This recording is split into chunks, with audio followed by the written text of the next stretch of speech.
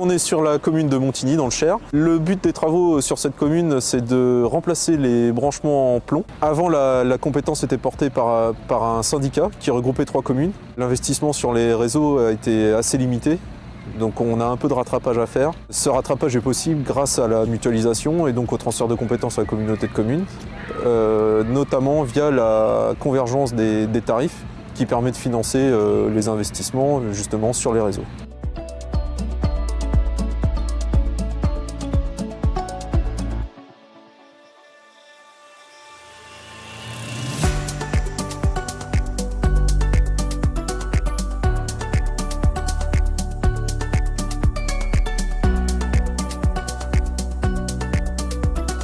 Dans certaines collectivités, on a eu ça au tout début, il y avait beaucoup d'excédents sur les budgets eau.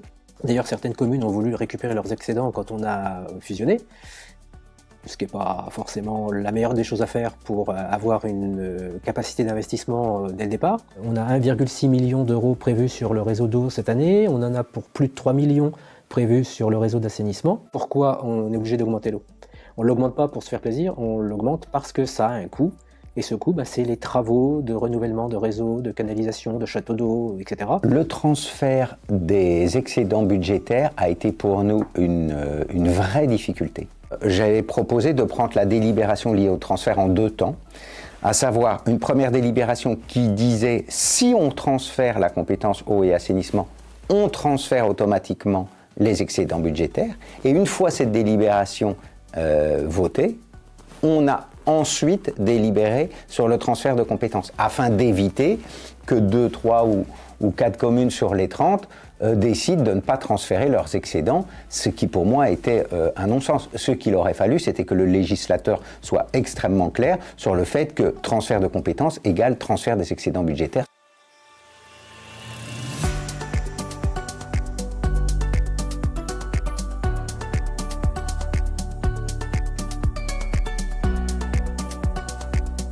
Quand un agent passait, on va dire, quelques heures dans le mois ou quelques jours dans le mois pour exercer la compétence eau et ou assainissement dans sa commune, il a été conventionné avec chacune des communes le fait de rémunérer ces heures par la communauté de communes à la commune de façon à ne pas perturber le fonctionnement, on va dire, dans les communes. Et respecter aussi l'expérience et le savoir de chaque agent sur son territoire.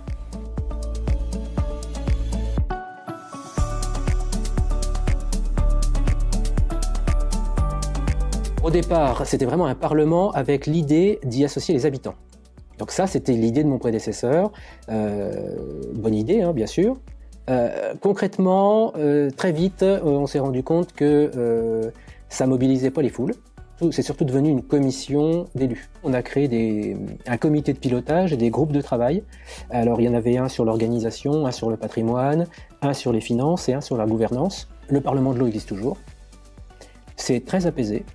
Aujourd'hui, c'est une commission qui fait un point sur les travaux, sur les investissements, sur l'évolution du prix de l'eau, sur voilà, toutes ces choses.